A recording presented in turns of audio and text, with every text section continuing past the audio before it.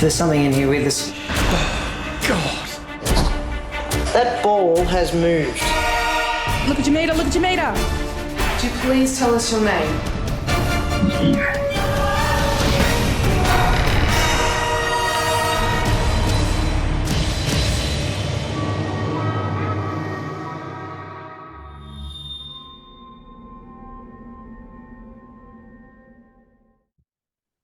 Are you going to kick off? Tonight we're going to talk about orbs, and we have some video and some terrific photos that we can all look at and talk about. But in the meantime, Rob was telling us earlier about some experience that you've had just this week. Do you want to tell us, Rob? Yeah, well, it's interesting. I did an investigation tour at the Geelong Jail on the weekend, Saturday night, and we had some really interesting activity. It was quite an active night. I don't know why it was so active, but we had a couple of ladies on tour who took some amazing photos, and we were able to see them straight away. And one was of a spirit walking towards us, so you could clearly see the form of the body, the hats, which is becoming quite a common theme with a particular spirit we have, and his jacket was open, so you could see like a white shirt or something underneath it. Really clear. And What kind of hat? Is it like a top hat or something? Or is it like a bowler hat, which is really interesting. Yeah. So it wasn't a prisoner? No, I think we need to do some work on this one, but I've just brought quite a haunted mirror into the building. And I think it's attached to the mirror because it's ever since I've brought it into the building, this guy is appearing. So mirrors are horrible things. Mirrors store all sorts of energy. They do. So it'd be interesting to get your take on it, actually, when you come over. I don't like mirrors. No. So that's really interesting. But the other one was Where did the mirror come from? It came from one of the very first apothecaries or chemists in Melbourne in the 1850s. Gee, how'd you find that? Okay. Wow. Well, I actually rescued it from a skip. It was going to be thrown out. It is horrendous. So I know the story. I know the lineage of it. I know the family. I know everything about it. And maybe it was being thrown out for a reason. Yeah. Well, yeah, maybe. Who knows? But it's huge. Like, it comes apart. Like, to get it to where I got it in the building, I had to take it apart in 6 pieces, and it was still incredibly heavy. Oh. Yeah. It's big. Yeah, it's big. So it's beautiful history, like 1850s, goldfields, Melbourne. So I'm going to be using it as an artifact when we talk about mental health and medication and things like that. So that's where it's come from, and I suspect it's probably the great-grandfather of someone who got rid of it, possibly. But this guy is being seen all over. We've got a great photo of him in the mirror, like a reflection in the mirror. Now on the lower level of the jail, seen him in the upstairs third window of the jail. So he's moving around. So he doesn't seem to be that scary at the moment, but I don't know. So, like, if he's come with a mirror, he doesn't seem to be tied to it then, does he? No. But then sometimes they just follow, don't they?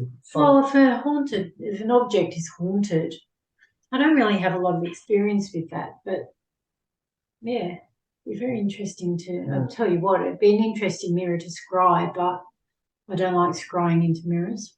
Yeah, okay. Yeah, but it would be very interesting. We might have a go at that. But the other interesting photo we got the other night, this was really creepy, like gives me shivers creepy, is I was standing next to a lady on the tour, and she just had a camera, and it was like click, click, click. So she took about 5 photos in the exact same spot. Photo number 3, standing on the gallows, is a person, and the face is so clear. I think it's a woman just standing there, and then you can sort of see the top of her black dress, which that's what the matrons wore, was the black dress, and then it sort of just blends into the darkness. But it was like it was just the 3rd photo in like 5 or 6 photos, and it was the only one. The only one. Wow, that is creepy. And then when we were walking out, yeah, it was really creepy. But then we finished the tour in the condemned cells down the end, and we sort of said, this is the end. We'll head back to our starting point. And as we're walking up close to the gallows where we saw this lady, one of the girls on tour just screamed, and I thought she passed out. like because she was falling backwards and the lady behind her caught her. But she was just so scared, like petrified. She couldn't move, scared, because she actually still saw someone standing on the second level of jail, which none of the rest of us actually saw. But she was like, she was generally scared. Like for her, she saw something, which is That is really creepy. interesting. Yeah. But the jail does seem to be building up energy at the moment, and it does this. It comes in waves. Yeah. And just like it just gets bigger, bigger, bigger, bang, something will happen, and then there's nothing for a while. Is there a rhythm to it? Like, is it the same time every year that it builds up and then drops back down again, or is it just goes in a cycle? It goes in some kind of cycle. I don't really know, and I don't know because I'm bringing so many historical artifacts back into the building that have a relevance to the building or a relevance to crime, and so I've actually got to the point now that I'm actually cleansing things before I bring them into the building, because I've noticed I bring something in and the energy shifts, and it can be a really big negative energy shift, or it can go the other way. So I've just, for safety for my staff and whoever's in the building and patrons now, I'm starting to cleanse stuff before I bring them in. But I've noticed certainly when I've been bringing stuff in, the place has gone nuts. So I don't know if it is a cycle, or I don't know what the cycle is, because I keep interfering with bringing more objects in. If that makes sense. Yeah, it does. Interesting. It's nothing to do with like the moon, you know, we get building up to a full moon. They say, you know, everyone goes crazy and all that sort of stuff. Does that affect it, like the timing of the moon? Yeah, possibly. I mean, I don't know what the moon cycle is now. Is it almost, I don't know what it is. Oh, we had full moon a couple of weeks ago, didn't we? Yeah, so we're halfway through. The one thing I can actually, like, the one thing that is really noticeable is like when it's really dry heat. I think we spoke about this last time. Yeah, There's no energy. So the colder and the damper it is. Yeah. And if there's electricity buzzing around like a thunderstorm, that pings it as well. I know that when you're doing spell work for, you know, when people do spell work for witchcraft or just manifestations, on a waxing moon tends to attract more, where a waning moon pushes it away. So they say if you're doing spell work where you want to draw something to you, do it on a waxing moon. If you're trying to get rid of something, you do it on a waning moon. So maybe it builds on the waxing moon and then drops back on. That's interesting because it's waxing at the moment. Is it? Yeah, it's about 7 or 8 days to a full moon, so it's waxing. Okay. Interesting. Okay. Everyone understand waxing and waning terms?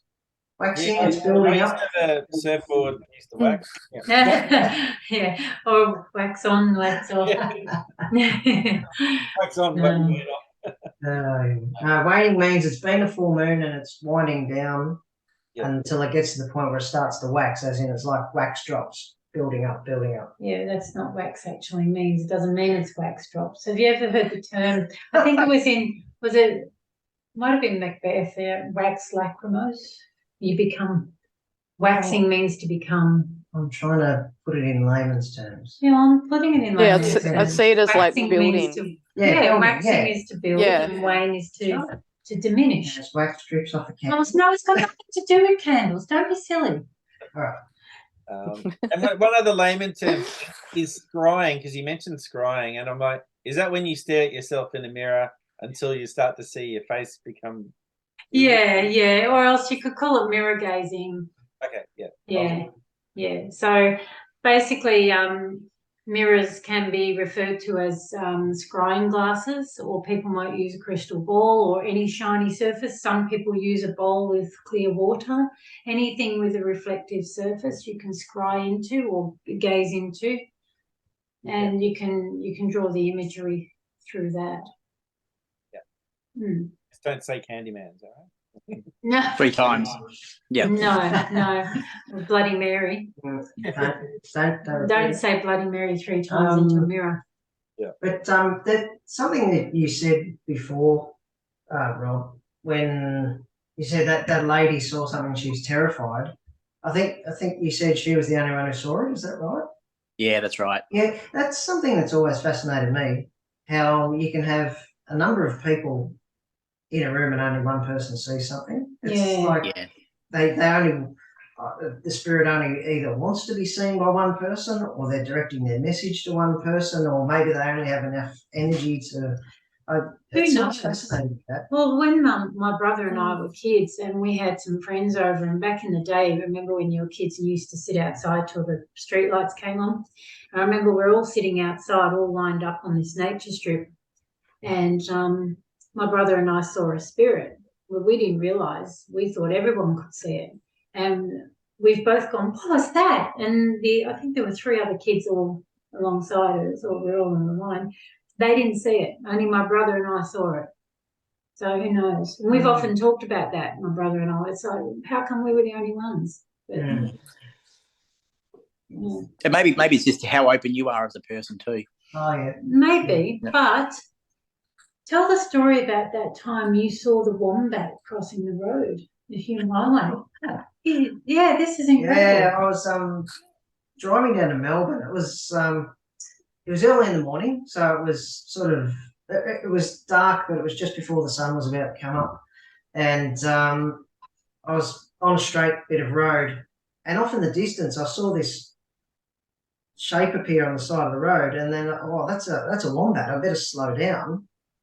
And just as I started to slow down, it got to the middle of the road and then just disappeared. A wombat. Yeah, right. Yeah. So it's not only people spirits, it's animal spirits, and no other cars seemed to respond to it. No one seemed to respond to it, but I saw it clearly, and it was like it got clearer as it got towards the middle of the road, and then just was gone. Did you actually see it disappear in front of your eyes? Yeah, I was looking at it, and it just sort of vanished. Just. As I suppose you were thinking you had to swerve or slow down. Or... Yeah, well, I thought I must have been imagining it because that's the first thing that my brain says anyway. But then it's so clear, and I remember it so clearly. I wasn't imagining it. It's just, It's a bit sad, actually. It is sad because what happened to it? Is it just... Well, it's residual energy. Residual energy or an echo or memory. Yeah. I've often wondered why we don't see more Indigenous ghosts around. If Indigenous people were here for 100,000 years, and you hear very few stories about Indigenous-looking ghosts. There weren't many in the cities though, where we tend to hang out. But I did a tour with a lady that I know. She does the Sorrento ghost tours, and she invited me to come down one night just so that I could point out the spirits that I could see, so that she could talk about them on her tours.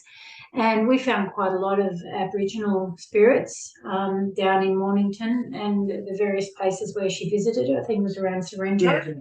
Yeah, and there had been an old Indigenous tribe that had lived down there, and we saw quite a few of them in that park. And so you do see them. I think it's just a population thing. It's a population thing, and you're not going to see them in a built-up place or in a house or anything, because that isn't where they are. It isn't where they live their lives. I suspect if you go to some of the more densely populated areas like the Northern Territory, you probably would. Yeah, but think about that place that we found out inside Mount Pilot, and there was definitely some really strange spirit activity there. Yeah. And this was in the middle of the bush, outside of Beechworth, and we were just bushwalking. We were in the middle of nowhere, and the sensation of spirit activity was so strong, and you don't often feel that kind of thing, and you didn't like it either. It was really, really intense.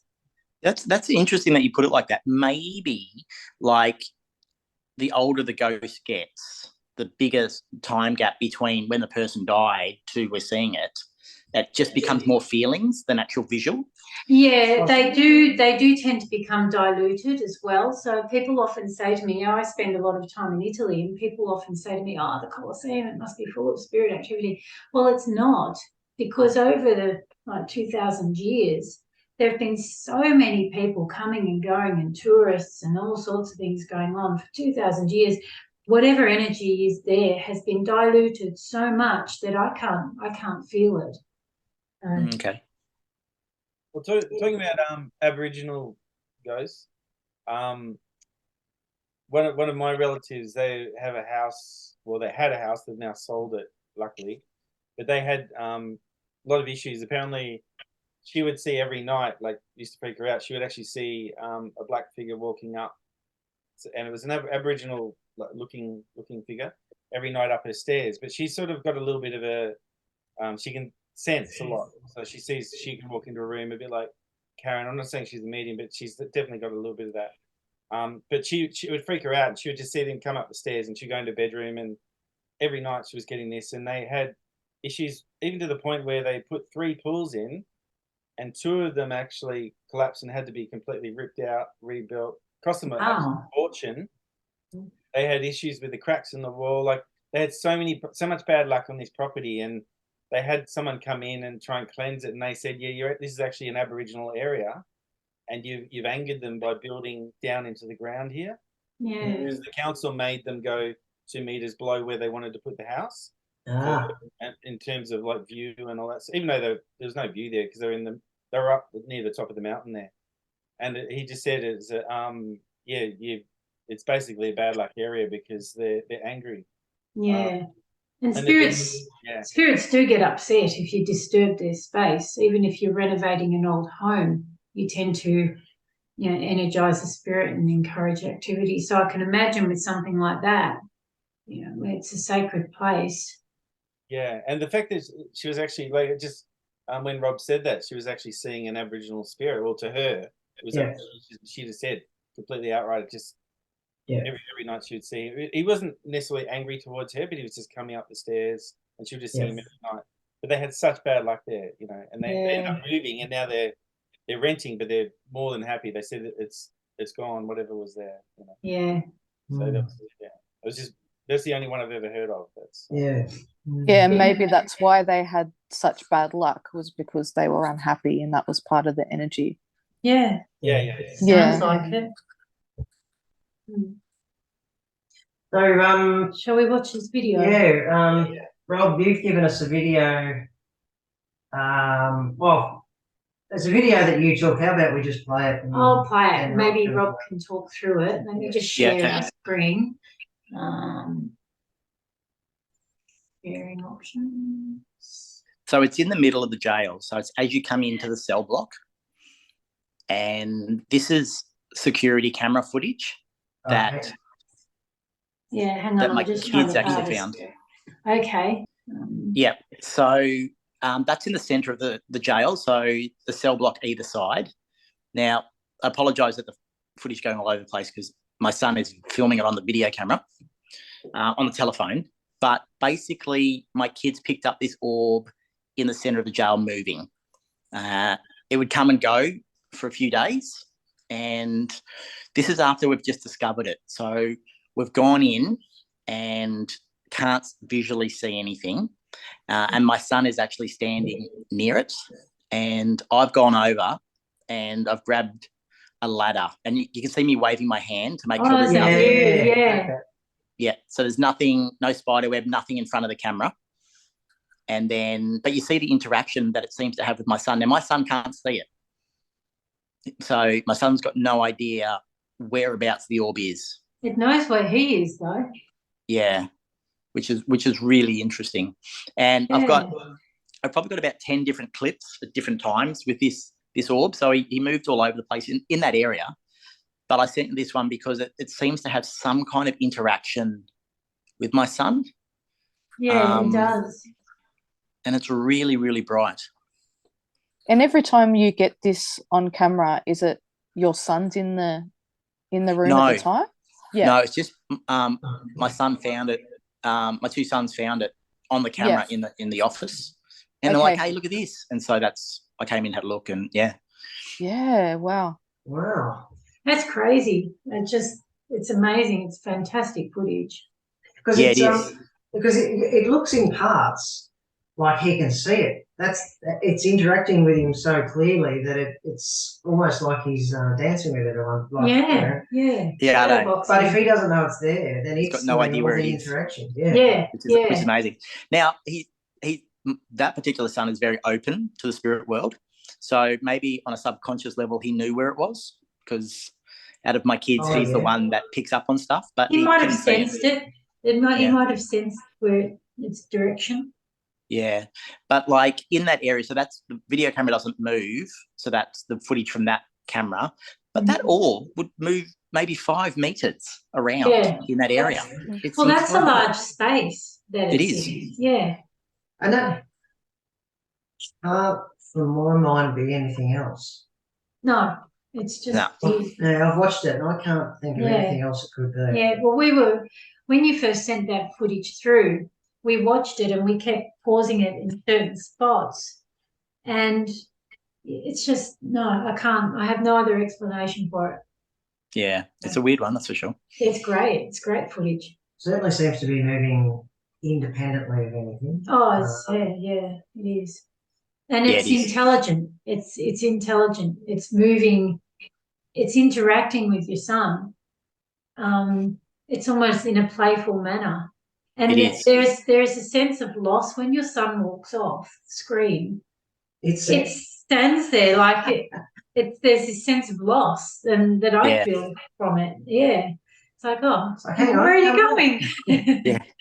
Yeah. And certainly it's not windy in the building that day at all. So it's very, very calm in there. Yeah. It can't be a bug or anything because it's too big to be a bug and they don't move like that. It wouldn't interact with not with that. Not with that round shape. It's fairly consistent. It doesn't change form. Yeah, that's right. Yeah. If it was some sort of torchlight, it would have to have a solid background and would cast shadows and things like that. But well, when it goes in front of Rob's son, if it was torch, he would illuminate. That's right. So. And also, it wouldn't illuminate as just pinpoint. Like No, it's really cool. It's one of the best finds on the security camera. Yeah, it's great. Have you seen it, Paul, before that, or have you did it? No, I was just saying if it was a torch, it'd be shining on the back as well, like the back. Yeah, that's right. Yeah, true. Yeah. No, that's really cool. So the other thing that we've got are some photos from Tim's house, and I'll share the screen again. Is there a pointer? Can you point on that? Draw on the screen? I don't know. Oh, is it? How's that? So Tim, do you want to talk about the history of your house first of all? It's a 1948 house. I ended up buying it off a deceased estate, and as you can see, the window on the left there has got a cover on it. As I found out later, the paramedics had to gain entry to the house to help the poor lady inside. Right. Never did ask the situation there. No. So we have what looks like an orb here. Just near the shelf. Just near the shelf. That's an interesting one. I don't feel that that's an orb. No. But that's not to say that we don't have a really good picture coming up. But what does everybody else think of that? It's more the history of that house is pretty creepy. The history of the house is great. Maybe we need to do an investigation there. Yeah, I do remember, Karen, you didn't want to come in the house when we were dropping cameras off. I know, and then I went inside and I didn't enjoy it. I'm sorry, Tim, but I'm not a fan of your house. And Tim's done a lot of renovations on the house too, which obviously not inside. Not inside, but a lot of outside. Yeah. But, so can you see that clearly on that screen there? Yeah, I can. Yeah. Yeah. Cool. I seem to be able to zoom in on it as well on my phone. Okay. Yeah. So that's right. I just wasn't sure whether to highlight it. Well, let's scoot across to the next photo because Tim sent through a few. So we've got a couple of orbs. Where's the rotate button? Is there a rotate button up here? Funny, Stu, you're mentioning about the animals. I used to swear I'd see a little dog running into that room. Really? Well, that's not unusual. I see a lot of animal spirits. So I was just trying to figure out how to rotate it, but it's not. Yeah, I really do think that we might have some dust specks here. Yeah, quite a lot. This one is the one that I was really interested in. This is great. That is, to me, that's an orb. Oh, thanks. That is, there's just something I get off that straight away. That's in Tim's bedroom, so. Very clear. In the wallpaper was peeling off, and I tore that off, and it's the only spot in the house that was peeling. Well, can you see? I mean, we've got these other marks just over, and I can't really point. Yeah. Can I annotate? Yeah, so maybe you can see there's another one here, another one here. But then you see the difference with that one. Yeah. You know, so that's why I think the other photos that you've shown us have been of maybe dust or something, but that one, this one in particular, this for me, this is great. That's a terrific example. Down by if you go down by the pillow, there's two that are sort of interesting as well. Above his pillow. Down by the pillow. Because this is the room, I think, where she probably did pass away too. Is that right? Well, we're only speculating, but there was a couple of cases of sleep paralysis I had in that room. Yeah. So. Down the bottom there. Okay. The pillow, yeah. And what happened, Tim? It's not a drill patch. What happened? What happened with your sleep paralysis thing? Like, were they different experiences each time with different beings and that you saw? The first night it was like I can only describe it as like a cat walking across the bed. Second night I didn't think too much of that, and then the second night I woke up, or thought I woke up to an experience where I was being spun around in bed, and I just thought, I'm not sure. Whoa! What, you were being thrown around in bed? Well, spun around, lying on my back, and like it was trying to spin me 360. Jeez. Wow. Were you actually moving, or was that just in your head? I felt like I was, but I woke up and there was no evidence of the moving. And yeah, looking at sleep paralysis, it pretty much says you are dreaming. Okay. That's wild. Is that a charger battery? A charger. Yeah. So the fact that there's a battery there which contained, was that full at the time, or you probably wouldn't remember now? I think the battery's in the camera. In the camera, but is that a charger? Is it? Yeah, charger. Yeah, just for rechargeable batteries. Okay. So were you thinking, Paul, that the battery was charging when Tim was asleep, experiencing the thing? Is that you? No. The fact there's orbs around it. If there's, because you know how they like to drain batteries. Yeah, that's true. Yeah. They draw energy from a battery in the surroundings. That's all. But if it's just a charging unit, that probably doesn't really help. So we've got another photo. So I think these are dust specks. Yeah. Yeah. But the other interesting thing is I've been trying to work out why I keep waking up at 3 in the morning. And don't do that. Have you heard that show, The Devil's Hour? Yeah, you were talking about it last week, and yeah. But the daylight savings, it seems to be about 2 o'clock.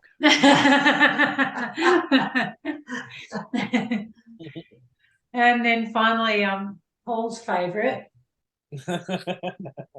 Paul said he didn't think there were any orbs in this photo, but there were some boobs. Not saying any orbs. There's a chair, Karen. I don't know if it's in that room that you picked up a guy sitting in, an old guy sitting in the old chair. Which the guy could have come with the chair, but all I could picture was him sitting in that room. Oh boy, that's a very interesting light fitting. Yeah, well, 1948 was interesting. Yeah. You know what? They're probably worth something to collectors. I've seen them. It'd have to be a pair. I've seen them overpriced. That is a pair. I know you sell them as a pair. Oh dear. Oh, it's degenerating. Very interesting though. Yeah. So what does everybody else think of those orbs? One in the bedroom is really clear. Really clear. Yeah. Yeah, and you can really see the difference between what I felt was a genuine orb and others were dust. You could see such a clear difference. Yeah, it wasn't until I started doing some work with you guys that learnt what orbs were and went back through the old photos probably about 8 years after I took them and thought, oh, hang on, there might be something there, or it could just be dust. I was hoping. Yeah. So those are old photos. You've renovated these rooms since then? No, the wallpaper's come up, the carpets are done, the floors are done. But Nice. You can tell they're old. Look at the clothes on the rack. Straight out of Chases. Yeah. No, that I've always thought that 99% of orb photos are just dust. But, I think so too. Yeah, I think as well. A couple of those, wow. Yeah, some good pics there. Certainly, when they're so solid that it's hard to imagine.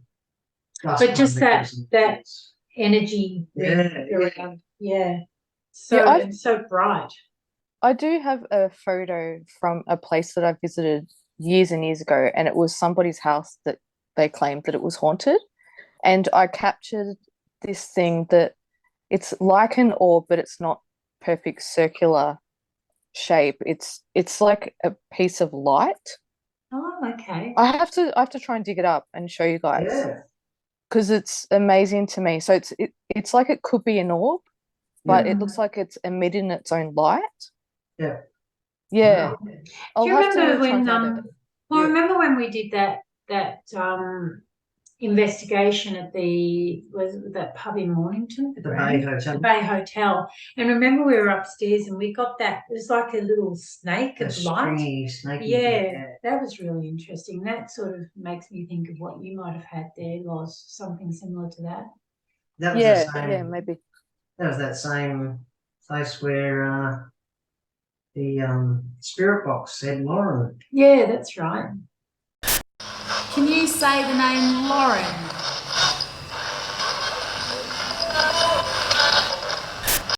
Can you say the name Lauren?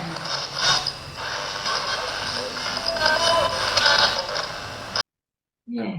And I think Rob's definitely wasn't dust. Like that was No. Rob's was too interactive. Well, Rob's orb had an intelligence about it because it knew what it was doing and it knew Rob's son.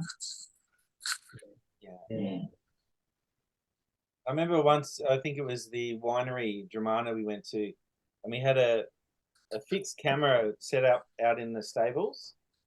And I know there's dust and bugs, but this thing looked like it was a foot wide, and it just drifts past one of the right just in front of the machinery. And it's not near the camera because you can actually see it, but it's lit up like this. It's the biggest orb I've ever seen. So hopefully the next podcast or the next couple, I'll drag that footage up. Yeah, you were telling me about that a little while back, and I have been meaning to go and have a look at the footage. Yeah, it blew me away. It was just on the static camera, so there was no one there, no one stirring anything up, and it was just huge. Because you, me, and Dave were out there with some cameras and that. We kept hearing noises and things like that. We didn't. I don't recall that we captured anything visual, but we definitely were all hearing noises. Yeah, and this happened after we'd been in there too, like half an hour later. Yeah. So, and it was just So I'll definitely try it because to me that can't have been. Well, I mean, it could be dust, like magnifying somehow, but or a bug, but it was just huge. It's just huge. So how does that happen? Yeah. Do you remember the orbs from Serviceton train station? They were the blinking orbs, and they seemed to be quite intelligent, and they were coming straight to the camera. And then they'd get to the camera and then disappear. I don't recall them. All right, I'll try and pull them up. But it was in the cellar under the station, and I had never seen blinking orbs that kept getting closer and closer and closer and then disappearing. Wow. Yeah, was that like that little room underneath the station? I know there was like different sections. Like there was a part where they kept prisoners, and then there was that little room. Is it in that little room you're talking about, or no? It was the bigger one where it had a lot of the museum stuff underneath. Okay. Yeah. Yeah. But they seem to be really active, whatever they were. Those blinking orbs. Well, that's something else to go back over and have a look at. Unless you can find it. Yeah, I'll try and pull them up. Because Yeah. I've got another video I need to send you. I think of a chair moving. Did I send you that? No. Caught that in service and train station where there's a wooden chair that actually moves. Because we had our camera set up the same time you guys were there. And the chair's like it's up against the table and then it comes out like someone's grabbed the chair to try and sit down on it or something. Oh, wow. I really think that place was haunted. Yeah. Serviceton. Because we had so many experiences. Like I remember even with Stu down in that little cellar spot. I can't remember what that room was called. But we kept hearing that person breathing. Do you remember that? Yeah, I remember that. Yeah. That was just full on. That breath. Yeah. Who was it? And someone was upstairs. There was a female upstairs who saw the ghost at 1 o'clock. I remember something about that. Because we were told that when the Adelaide train shoots past at 1 a.m. or something, you can see the lady upstairs. Yeah. And one of the females, either on my team or your team, saw it. I do remember what you're saying. I just can't remember who that was. I don't recall any of our team. Well, it would have only been you, Loz, Karen, or Shah. I was pretty much out of action that weekend. It wasn't me, but I do remember what you're talking about. Could have been Shah, but she's not here at the moment. So I think we were filming the train as it went past. Yes. So we were all out there. Well, most of us were out on the platform. Yeah. That's right. Creepiest train I've ever experienced. And we're in period costume. Imagine what the train driver was thinking. Yeah. It's awesome. That's one of It was so cool. The train driver would go, what's going on? Slow down. It's just like, oh my God. It's like a ghost train. It reminds me of when you hear a ghost train just on fire or something. Yeah.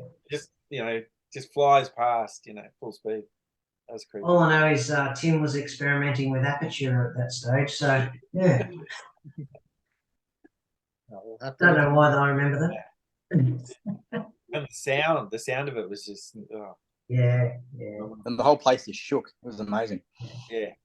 The train driver's probably thinking, those crazy kids hanging around on the platform again. Trains and train stations are creepy though. Yeah. There's a old station master's building at Albury. Oh yeah. It doesn't look old. It's well maintained. Well maintained. Yeah. But it's an old building. It's old. It's architecture. It's got the old lean-to kitchen out the back, and whenever you go to the station at 4 o'clock in the morning or something, it just gives off a vibe that it'd be great to be in there. I'd love to go in there. Fantastic, but someone lives there though, so. Well, the Albury train station would be really, really interesting. It would be like Serviceton, so it would have a morgue and it would have cells underneath it as well. Why would it have a morgue? That's what because it's the same as Serviceton. So the gauge of the train lines were different for the states. Yeah. So that's why it's so long. You have to have the Victorian train pull up and the New South Wales train pull up. And so they would take any dead bodies that were transferred, would go into the morgue. Any prisoners would go into lockups until the next train would come. And then they would reload the trains because the gauge of trains were different. The track, yeah. Okay, maybe we should talk to them, see if we can do an investigation. You can come and visit us. Yeah, it'd be pretty amazing. Yeah. Yeah, I remember in that section where they kept the prisoners at Serviceton, I kept getting touched in there. And that never happens to me on investigations. Like I hardly ever been actually touched. Yeah. But something kept touching me. Yeah. Where was Tim at the time? Upstairs. It wasn't me, Miles, don't worry. I was operating the camera. I don't know how other people feel, but I hate being touched by a spirit. It's all right if I've invited them in, but if we're doing an investigation and I'm walking around and someone's touching, it really creeps me out. But were they touching your hair? It was like my arm or my hand.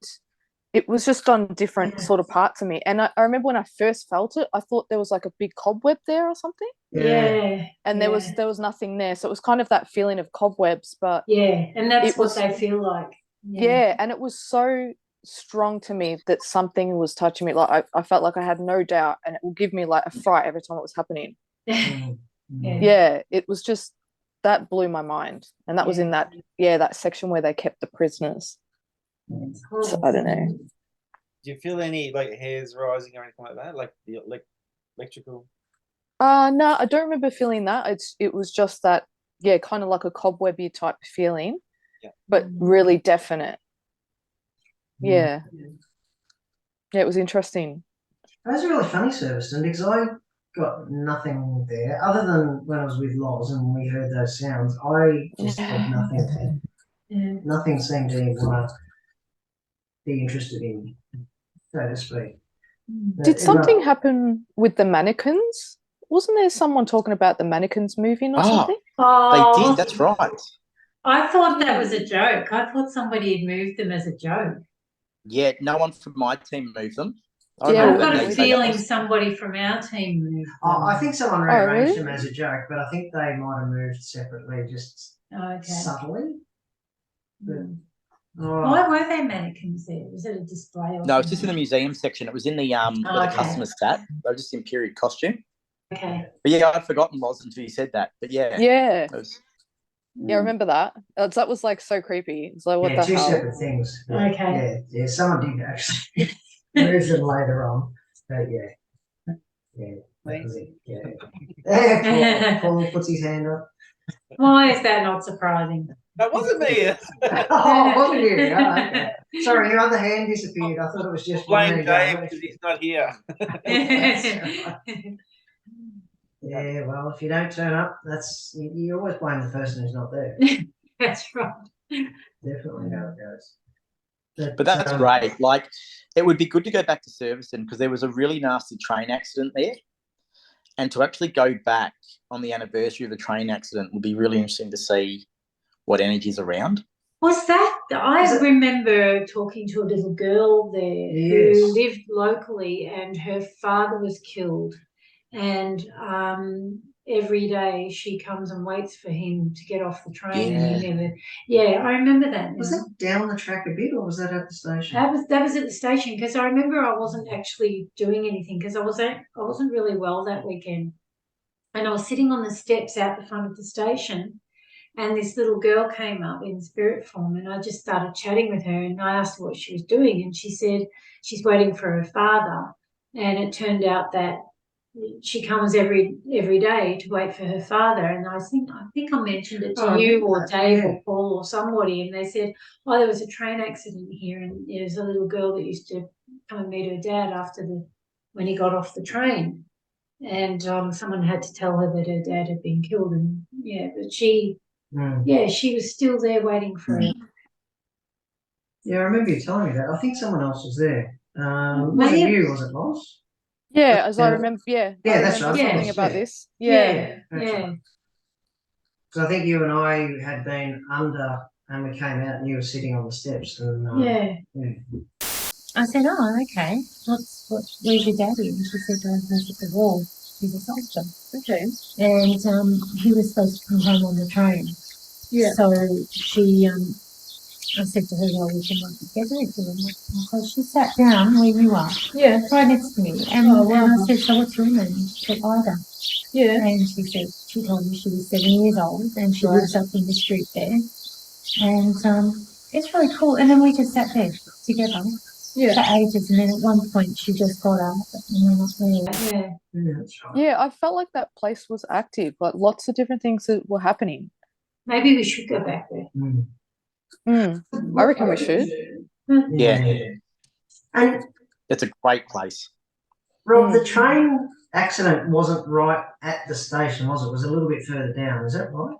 Yeah, on the Victorian side. That's right. Yeah, I think it is. Which would explain why the little girl was waiting for her dad and the train didn't come, because it wasn't too far from memory. It was like probably it's just a few hundred yards down or something. Yeah. And she lived in a house across the road.